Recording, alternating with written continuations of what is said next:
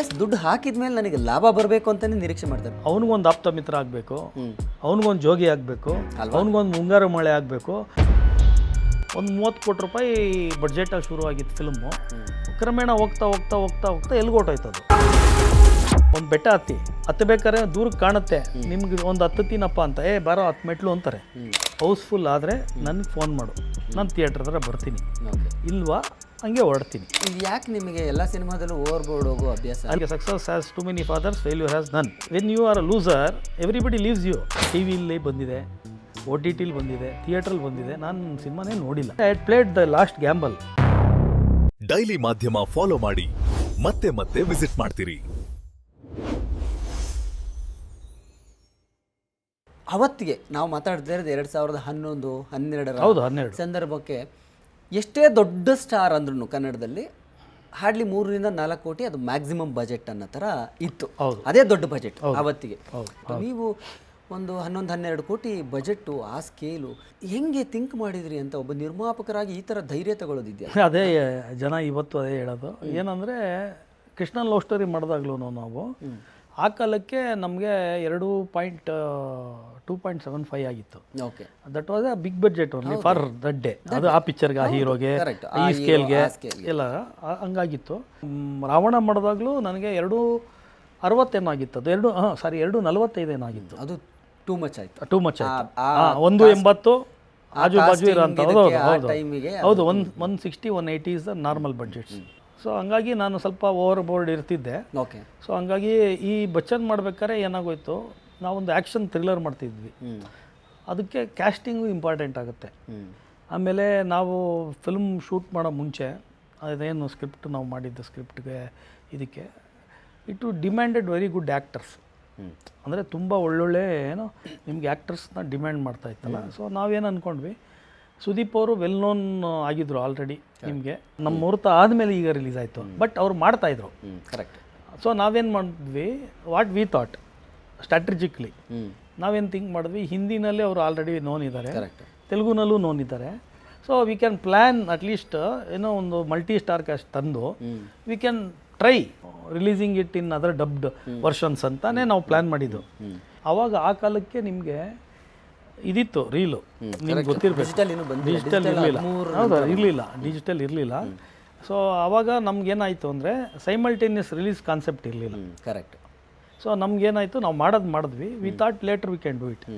So ನಾವು ಜಗಪತಿ ಬಾಬು ಅವ್ರನ್ನ ಒಂದು ಕ್ಯಾರೆಕ್ಟರ್ನ ಅಪ್ರೋಚ್ ಮಾಡಿದ್ವಿ. ಅವಾಗ ತಾನೇ ಅವರು ಈ was just starting for characters, character roles ಅಂದರೆ ಅಲ್ಲಿ ಸೊ ಅವ್ರನ್ನ ಶಿಫ್ಟ್ ಅಪ್ರೋಚ್ ಮಾಡಿದಾಗ ಅವರು ಒಪ್ಕೊಂಡ್ರಲ್ಲ. ಸೊ ಸೈಮಲ್ಟೇನಿಯಸ್ಲಿ ನಮಗೆ 4 ಕ್ಯಾರೆಕ್ಟರು, ನಾಜರ್ ಅವರು, ರವಿಶಂಕರ್ ಅವರು. ರವಿಶಂಕರ್ ಅವಾಗ ತಾನೇ ನಿಮಗೆ ಕೆಂಪೇಗೌಡ ಎಲ್ಲ ಮಾಡಿದ್ರು.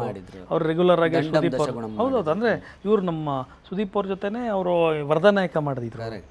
ಅವಾಗ ತಾನೇ ಅವ್ರದ್ದು ಫ್ಲರಿಶಿಂಗ್ ಆಗ್ತಿತ್ತು ಕೆರಿಯರ್, ಎಲ್ಲ ಪಿಕ್ಚರ್ಗಳೆಲ್ಲ ಅವ್ರದ್ದು. ಸೊ ನಮ್ಮಲ್ಲಿ ಅವರಿದ್ದರು. ಅದಾದಮೇಲೆ ನಿಮಗೆ ಆಶೀಶ್ ವಿದ್ಯಾರ್ಥಿ ಅವರೊಂದು ಮಾಡಿದ್ರು. ಆಮೇಲೆ ಮೊನ್ನೆ ತೀರ್ಕೊಂಡ್ರಲ್ಲ ಪ್ರದೀಪ್ ಸಿಂಗ್ ರಾವತ್, ಅವರು ಒಂದಿದ್ರು. ಸೊ ಅಂದರೆ ಲ್ಯಾವಿಶ್ ಆಗಿ ಅದನ್ನು ನಾವು ಏನೋ ಶೂಟು ಹಂಗೆ ಮಾಡಿದ್ವಿ. ಅಂದರೆ ತೆಗಿಬೇಕಾದ್ರೆ ನಮ್ಗೆ ಗೊತ್ತಿತ್ತು ಸ್ವಲ್ಪ ಓವರ್ಬೋರ್ಡ್ ಇದ್ದೀವಿ, 8 crores ನಮಗೆ ತಡೆಯತ್ತಿದು. ಇದು ಯಾಕೆ ನಿಮಗೆ ಎಲ್ಲ ಸಿನಿಮಾದಲ್ಲೂ ಓವರ್ಬೋರ್ಡ್ ಹೋಗೋ ಅಭ್ಯಾಸ? ಅಲ್ಲ ಅಂದರೆ ನಾನು ಅದಕ್ಕೆ that is what I will come back to that. ಈಗ 8 crores ತಡಿಬೋದು ಅನ್ನೋದೇ ನಮ್ಮದು ಬಡ್ಜೆಟ್ ಹಾಕ್ಕೊಂಡಾಗ 8. ನಾನು ಸಿನಿಮಾಗೆ ಯಾವತ್ತೂ ಅಷ್ಟೇ, whatever I give my 100% honesty to my films. Whether it is demanding, I will never argue with my director anything. ನಾನು ಇನ್ನೂ ಆಯಿತಾ ಮಾಡಿ ಪರವಾಗಿಲ್ಲ ಅಂತ ಹೇಳ್ತೀನಿ, ಯಾಕಂದರೆ ಸಿನಿಮಾಗೆ ಮೋಸ ಮಾಡಬಾರ್ದು.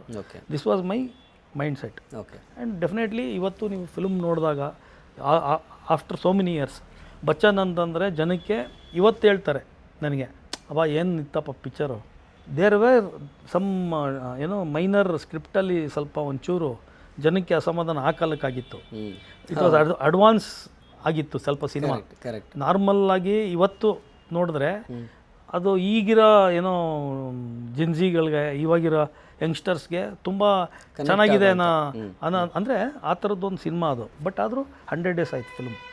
ಯಾವತ್ತಿಗೂ ನಾವು ಅದನ್ನು ಕೃಷ್ಣ ಲವ್ ಸ್ಟೋರಿ, ಬಚ್ಚನ್ ಅಂದ ತಕ್ಷಣ ನಮಗೆ ಈ 2 ಸಿನಿಮಾನು ನನಗೆ ಬಚ್ಚನ್ನಿಂದ ನನಗೆ I got my identity. First time ನಿರ್ಮಾಪಕರಾಗಿ. ಅಂದರೆ ಇಂಡಿವಿಜುವಲ್ ಐಡೆಂಟಿಟಿ ಅಂತ ಕೇಳ್ತೀರಲ್ಲ, ಕರೆಕ್ಟ್. ಈಗ ಆವಾಗ I was a blue eyed boy ಅವತ್ತು. ಅಂದರೆ ನನ್ನ ಭಾಳ ಜನ ಅಪ್ರೋಚ್ ಮಾಡೋಕ್ಕೆ ಸ್ಟಾರ್ಟ್ ಮಾಡಿದ್ರು, ಅಂದರೆ ನನ್ನನ್ನು ಗುರ್ಸೋಕ್ಕೆ ಶುರು ಮಾಡಿದ್ರು ಇಂಡಸ್ಟ್ರೀಲಿ. ನಾನು ಆಚೆ ಜನರ ಬಗ್ಗೆ ಮಾತಾಡ್ತಾ ಇಲ್ಲ. ಬಹುಶಃ ನಿಮ್ಮ ಈ ಥಾಟ್ಸು, ಈ ಮೈಂಡ್ ಸೆಟ್ಟೇ ಇಂಡಸ್ಟ್ರಿಯಲ್ಲಿ ಕೆಲವರು ನಿಮ್ಮನ್ನು ಆ ರೀತಿ ಬಳಸ್ಕೊಂಡ್ರು ಅಂತ ನಿಮ್ಗೆ ಅನ್ಸುತ್ತೆ? ನಿಮ್ಗೇನು ಅನ್ಸುತ್ತೆ? ಇಲ್ಲ, ನಾನು ನೋಡಿ ಇಲ್ಲಿವರೆಗೂ ನಾನು ಏನು ಮಾಡ್ಕೊಂಬಂದೆ, ಲವ್ ಇನ್ ಮಂಡ್ಯ ಅನ್ನೋ film it's a profitable film. Satish ಅವರಿಗೆ ನಾನು ಲೂಸಿಯಾನು ರಿಲೀಸ್ ಆಗಿರಲಿಲ್ಲ, ಡ್ರಾಮಾ ನೋಡಿದಾಗಲೇ ನಾನು ಫಿಲ್ಮ್ ಅವ್ರ ಜೊತೆ ಮಾಡಬೇಕು ಅಂತ ನಾನು ಮೈಂಡಲ್ಲಿ ಇಟ್ಕೊಂಡಿದ್ದೆ. ಬಚ್ಚನ್ ಅನ್ನೋದು ಒಂದು ತುಂಬ ದೊಡ್ಡ ಸಿನಿಮಾ ಮಾಡೋದಾದ್ಮೇಲೆ ತಿರ್ಗಾ ಒಂದು ದೊಡ್ಡ ಸಿನಿಮಾ ಮಾಡಬೇಕು ಅನ್ನೋ ಒಂದು ಮೈಂಡ್ ಸೆಟ್ ಬರಲಿಲ್ಲ. I wanted to do again ಒಂದು film where I will drive the film. ಅಂದರೆ ನನ್ನ ತಂದಲ್ಲಿ ಒಂದು ಸಿನಿಮಾ ಆಗಬೇಕು, ನನಗೆ ಅದರಿಂದ ಅಂದರೆ ನಾನು ನನ್ನ ಕ್ರೆಡೆನ್ಷಿಯಲ್ಸಲ್ಲಿ ಜನಕ್ಕೆ ಉದಯ್ ಮೆಹ್ತಾ ತಿರ್ಗಾ ಇಂಡಿವಿಜುವಲ್ ಆಗಿ ಅವರೇನೋ ಮಾಡಿದ್ದಾರೆ, ಅವ್ರದ್ದು ಒಂದು ಸಿನಿಮಾ, ಅವರು ಚಾಯ್ಸ್ ಆಫ್ ಫಿಲ್ಮು ಅರಸು ಅಂತಾರೆ ಅನ್ನೋರಿಗೆ ನಾನು ಸಿನಿಮಾ ಅವ್ರ ಕಥೆಯನ್ನು ನಾನು ರಿಫೈನ್ ಮಾಡಿಸಿ ಎಲ್ಲ ಮಾಡಿ ಪಿಕ್ಚರ್ ಮಾಡ್ತೀನಿ, ಗೆಲ್ಲುತ್ತೆ. ನೀನಾಸಂ ಸತೀಶ್ ಅವ್ರಿಗೆ after Lucia next successful film love in ಮಂಡ್ಯನೇ ಅವ್ರ ಕೆರಿಯರಲ್ಲಿ ಆಗಿರೋದು. ಅಂದರೆ ಅದ್ರ ಮುಂಚೆನೂ ಆಗಿದೆ ಸ್ವಲ್ಪ, ಬಟ್ ಮೇಜರ್ ಸಕ್ಸಸ್ಫುಲ್ ಫಿಲ್ಮ್ ಅಂತ ಹೀರೋ ಅಂದರೆ ಮೇಜರ್ ಸಕ್ಸಸ್ಫುಲ್ ಫಿಲ್ಮ್ ಅಂತ ಆಗುತ್ತೆ. ಅದರಲ್ಲಿ ತುಂಬ ಒಳ್ಳೊಳ್ಳೆ ಸಾಂಗ್ಸ್ ಆಗುತ್ತೆ. ಆಮೇಲೆ ನಿಮಗೆ ಕತೆ ಆಗಲಿ ಎಂಟರ್ಟೈನ್ಮೆಂಟ್ ಆಗಲಿ ಜನ ಈಗಲೂ ಲವ್ ಇನ್ ಮಂಡ್ಯ 2 ಮಾಡಿ ಅಂತ ಅವ್ರಿಗೂ ಕೇಳ್ತಾ ಇರ್ತಾರೆ, ನನಗೂ ಅವರು ಕೇಳ್ತಾ ಇರ್ತಾರೆ. ಅಂದರೆ ಒಂದು ಫಿಲಮ್ ಆಗಿ ಅದು ಮೆಮೊರಬಲ್ ಫಿಲಮ್ ಆಯಿತು ತಿರ್ಗಾ ಅದು. ಅದನ್ನು ಅಷ್ಟೇ, ಅದನ್ನೇನು ನಾವು ಓವರ್ಬೋರ್ಡ್ ಹೋಗಿಲ್ಲ, ಬಡ್ಜೆಟ್ ಹೋಗಿಲ್ಲ. ನೆಕ್ಸ್ಟ್ ಮಾಡ್ತೀನಿ ರಾಜರಾಜೇಂದ್ರ ಶರಣ್ ಅವ್ರ ಜೊತೆ, ಅದು ನನಗೆ 50 ಡೇಸ್ ಆಗುತ್ತೆ. So choice of the film Sharan ಅವರೇ ನನಗೆ ಅದು ಕತೆ ತರ್ತಾರೆ, ಅವರೇ ಎಲ್ಲ ಡ್ರೈವ್ ಮಾಡ್ತಾರೆ. ನಾನು ಐ ಗೋ ಬೈ ನನಗೆ ಪ್ರಾಫಿಟಬಲ್ ಫಿಲ್ಮ್ ಆಗುತ್ತೆ, ಸಕ್ಸಸ್ಫುಲ್ ಆಗುತ್ತೆ. ಸೊ ಹಂಗಾಗಿ ನನಗೇನು ಕೃಷ್ಣಾರಕ್ಕೂ ಅಷ್ಟೇ, ಅದೂ ಕೂಡ ನಮಗೇನು ಇದಿಲ್ಲ, ಬಡ್ಜೆಟಲ್ಲಿ ಅನಿಲ್ ಡೈರೆಕ್ಟರ್ ನಾನೇ ಕರೆಸ್ತೀನಿ. ಇಟ್ಸ್ ಅ ರೀಮೇಕ್ ಫಿಲಮ್, ನಿಮಗೆ ತೆಲುಗು ರೀಮೇಕ್ ಅದು. ಸೊ ರೈಟ್ಸ್ ತರ್ತೀವಿ, ಅಮೂಲ್ಯ ಅಜಯ್ ಅವರು ಪರ್ಫೆಕ್ಟ್ ಸೂಟ್ ಆಗ್ತಾರೆ, ತುಂಬ ಮುದ್ದಾಗಿ ಕಾಣ್ತಾರೆ. ಇವತ್ತಿಗೂ ಹೇಳಿಲ್ಲ ಯಾರಲ್ಲೂ ನಾನು ಸಾಂಗು ಅಷ್ಟು ದೊಡ್ಡ ಹಿಟ್ಟು. ನಮ್ಮದೆಲ್ಲ ಆಲ್ಬಮ್ ಸಾಂಗ್ಸ್ ಇಟ್ಟೇ ಬಿಡಿ, ತಿರ್ಗಾ ನಾವು ಸಿಂಗ ಮಾಡ್ತೀವಿ, ಆದರೂ ನಮಗೆ ತುಂಬ ದೊಡ್ಡ ಹಿಟ್ಟು ಸಾಂಗು ಶಾನೆ ಟಾಪ್ ಆಗೋಳೆ, ಅದು 50 ಡೇಸ್ ಆಗುತ್ತೆ ಸಿಂಗ. ಸೊ ನನಗೆ ಆ ಥರದ್ದು ಅನುಭವ ಯಾವುದೂ ಇಲ್ಲ. ಬ್ರಹ್ಮಚಾರಿ ನಾನೇ ರೈಟ್ರು, ನನ್ನದೇ ಕತೆ. ಸೊ ಅದು ಕೂಡ ನನಗೆ ಏನೋ ಚೆನ್ನಾಗಾಗುತ್ತೆ. ಸೊ ಏನು ನಮಗೆ ಬೇರೆ ಥರದ್ದು ಯಾವುದೂ ಥರದ್ದು ಇದು ಇಂಡಸ್ಟ್ರಿಯಿಂದ ನನಗೆ ತೊಂದರೆ ಆಗಿರೋಂಥದ್ದು ಏನೂ ಇಲ್ಲ. ಅಂದರೆ ಯಾರೋ ಬೇರೆಯವರು, ಯಾಕಂದರೆ ಇಲ್ಲಿವರೆಗೂ ನಾನು ನನ್ನ ಸಿನಿಮಾಗಳನ್ನ ನಾನೇ ಡ್ರೈವ್ ಮಾಡ್ಕೊಂಡು ಕಂಟ್ರೋಲ್ ಮಾಡ್ಕೊಂಡು ಬಂದಿದ್ದೀನಿ, ನನಗೆ ಆಗಿದೆ. ಸೊ ಅಲ್ಲಿವರೆಗೂ ನನ್ನ ಸಿನಿಮಾ ನನ್ನ ಕೈಲಿತ್ತು. ನಾನು ಹೇಳಿದೆ, ಮೊದಲನೇ ಸಿನಿಮಾ ಬೇರೆಯವ್ರು ನಂಬಿ ಮಾಡಿದೆ ರಾವಣ, ಲಾಸ್ಟ್ ಸಿನಿಮಾ ಬೇರೆಯವ್ರ ಕೈಗೆ ಸಿನಿಮಾ ಕೊಟ್ಟು ಅವರು ಏನು ಹೇಳ್ತಾರೋ ಅದಕ್ಕೆ ಒಪ್ಕೊಂಡು ಮಾಡೋದು ಅನ್ನೋ ಥರ ಇತ್ತು, ಹಂಗೆ ಆಯಿತು. ಸೊ ಹಂಗಾಗಿ ನಾನು ನನ್ನ ಇನ್ವಾಲ್ವ್ಮೆಂಟು ಅದರಲ್ಲಿ ಆ್ಯಸ್ ಇನ್ವೆಸ್ಟರ್ ಅಷ್ಟೇ ಉಳ್ಕೋತು, ಫೈನಾನ್ಸರ್. ನಾನು ಇಲ್ಲಿವರೆಗೂ ಟಿ ವಿಲಿ ಬಂದಿದೆ, OTTಲಿ ಬಂದಿದೆ, ಥಿಯೇಟ್ರಲ್ಲಿ ಬಂದಿದೆ, ನಾನು ಸಿನಿಮಾನೇ ನೋಡಿಲ್ಲ. 3.5 ವರ್ಷ ಶೂಟ್ ಆಗಿದೆ ಸಿನಿಮಾ. ನಾನು ಆ್ಯಸ್ ಅ ಪ್ರೊಡ್ಯೂಸರ್ ನೋಡಿಲ್ದಿರ ಅಂತ ನನ್ನ ಸಿನಿಮಾ ಅಂದರೆ ಅದೇ. ಬಚ್ಚನ್ ಅಂತ ಒಂದು ದೊಡ್ಡ ಸಿನಿಮಾ ಮಾಡಿದ ಒಬ್ಬ ನಿರ್ಮಾಪಕರು ವೆರಿ ನೆಕ್ಸ್ಟ್ ಒಂದು ಸಣ್ಣ ಸಿನಿಮಾ ಕೈ ಹಾಕಿದಾಗ ಹಲವಾರು ಚರ್ಚೆ ಮಾಡಿದ್ರು. ಏನು ಅಂದ್ಕೊಂಡಂಗೆ ಆಗಲಿಲ್ಲ ಅವ್ರಿಗೆ ಅನ್ನೋ ಥರದ್ದೆಲ್ಲ ಚರ್ಚೆಗಳು, ಅಂದರೆ ನಿಮ್ಮ ಕಿವಿಗೆ ಬಿದ್ದಿದೆಯಲ್ಲೋ ಗೊತ್ತಿಲ್ಲ, ಆ ಥರದ್ದೆಲ್ಲ ಆಯಿತು. ಅಂದರೆ ನಿಮಗೆ ಎಷ್ಟು ಲಾಭ ತಂದು ಕೊಡ್ತು? ಅಂದರೆ ಒಬ್ಬ ನಿರ್ಮಾಪಕರಾಗಿ ನೀವು ಎಷ್ಟು ಸ್ಯಾಟಿಸ್ಫೈ ಆಗಿದ್ರಿ ಬಚ್ಚನ್ನಿಂದ ಅಂತ? ಸರ್ ಏನಾಗುತ್ತೆ, ಇಲ್ಲಿ ಎರಡು ಥರ ಇರುತ್ತೆ. ಇಲ್ಲಿ ದುಡ್ಡು ಹಾಕಿದ ದುಡ್ಡು ಬಂದ್ರೇ ಸ್ಯಾಟಿಸ್ಫ್ಯಾಕ್ಷನ್ ಲೆವೆಲ್ಗೆ ಬಂದುಬಿಟ್ಟಿದೆ ಇಂಡಸ್ಟ್ರಿ ಅಲ್ವಾ. ನಿಮಗೆ ಯಾವಾಗ ನೀವು ಮಾರ್ಕೆಟ್ 5 ಕೋಟಿ ರೂಪಾಯಿ 5.5 ಕೋಟಿ ರೂಪಾಯಿ ತಂದು ಕೊಡೋ ಅಂಥ ಒಂದು ಮಾರ್ಕೆಟ್ ಇರೋವಂಥ ಹೀರೋಗೆ ನೀವು ಯಾವಾಗ ಜಾಸ್ತಿ ಒಂಚೂರು ಜಾಸ್ತಿ ಮಾಡ್ಕೊಂಡು ಶೂಟ್ ಮಾಡಿ ಖರ್ಚು ಮಾಡ್ತೀರೋ ಅಲ್ಲಿಗೆ ನಿಮ್ಮ ಲಾಭ ಅಲ್ಲಿ ಹೋಗ್ತಾ ಇದೆ. ಸೊ ಅಲ್ಲಿ ಯಾವಾಗ ಜಾಸ್ತಿ ಹೋಗೋಕ್ಕೆ ಶುರು ಆಗುತ್ತೆ, ನಿಮ್ಗೆ ಲಾಭ ಬರೋದು ಕಮ್ಮಿ ಆಗುತ್ತೆ. ನೀವು ಇಲ್ಲ ಅಷ್ಟಕ್ಕೆ ಮಾಡಿದರೆ ನಿಮ್ಗೆ ಅಷ್ಟು ಲಾಭ ಬರುತ್ತೆ. ಅದೇ ಕರೆಕ್ಟ್ ವೇ. ಚಿತ್ರರಂಗ ಹೌದು, ಬಟ್ ಸ್ಟಿಲ್ ಅದರ ಆಚೆಗೆ ಇದು ಕೂಡ ಒಂದು ಉದ್ಯಮ. ಇಲ್ಲಿಗೆ ಬರೋರು ದುಡ್ಡು ಹಾಕಿದ ಮೇಲೆ ನನಗೆ ಲಾಭ ಬರಬೇಕು ಅಂತಲೇ ನಿರೀಕ್ಷೆ ಮಾಡ್ತಾರೆ, ಬರದೇ ಇದ್ರೂ ಪರವಾಗಿಲ್ಲ ಅಂತ ಯೋಚನೆ ಮಾಡ್ತೀರಾ? ಇಲ್ಲ, ಪ್ರತಿಯೊಬ್ಬ ನಿರ್ಮಾಪಕನು ಅವ್ನು ಸಿನಿಮಾ ಮಾಡಿದ್ರೆ ಅವನಿಗೊಂದು ಆಪ್ತ ಮಿತ್ರ ಆಗಬೇಕು, ಅವನಿಗೊಂದು ಜೋಗಿ ಆಗಬೇಕು, ಅವನಿಗೊಂದು ಮುಂಗಾರು ಮಳೆ ಆಗಬೇಕು ಅನ್ನೋ ಕನಸಲ್ಲೇ ಒಬ್ಬ ಸಿನಿಮಾ ಮಾಡ್ತಾನೆ. ಯಾರೂ ನಿಮಗೆ ಹೋಗುತ್ತೆ ಅಂತ ಮಾಡೋರು ಯಾರೂ ಇಲ್ಲ ಅಲ್ವಾ. ಸೊ ಎಲ್ಲರೂ ಎಲ್ಲ ಉದ್ಯಮದಲ್ಲಿ ಹೇಗೆ ಲಾಭ ನಿರೀಕ್ಷೆ ಮಾಡ್ತಾರೋ ಸಿನಿಮಾ ರಂಗಕ್ಕೆ ಬಂದಾಗಲೂ ಒಂದು ಲಾಭ ನಿರೀಕ್ಷೆ ಮಾಡ್ತಾರೆ. ಒಂದು ಸಿನಿಮಾದಿಂದ ಲಾಭ ಬಂದಾಗಲೇ ಅವ್ರು ಇನ್ನೊಂದು ಸಿನಿಮಾ ಮಾಡೋದಕ್ಕೆ ಅವ್ರಿಗೆ ಮೋಟಿವೇಶನ್ ಅಲ್ವಾ? ಕರೆಕ್ಟ್.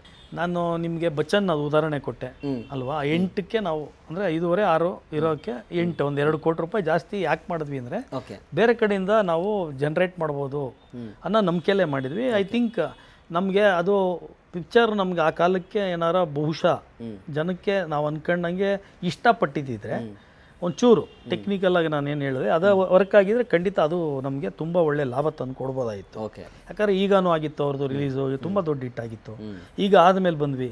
ಸೊ ಈಗ ಆದಮೇಲೆ ಬಂದಿರೋದ್ರಿಂದ ನಮ್ಗೆ ಪಾಪ್ಯುಲಾರಿಟಿ ಇನ್ನೊಂದು ನಮಗೆ ಅಟ್ಲೀಸ್ಟ್ ನಾವೇನೋ ನಿರೀಕ್ಷೆ ಮಾಡಿದ್ವಿ ಅದಾಗದೇ ಇದ್ರೂ ನಮ್ಗೆ ಲಾಸ್ ಮಾಡಲಿಲ್ಲ. ಅದು ಅವಾಗ ತುಂಬ ಅಂದರೆ ಒಂದು ಪ್ರೆಸ್ಟಿಜಿಯಸ್ ಪಾಯಿಂಟ್ ಅದು.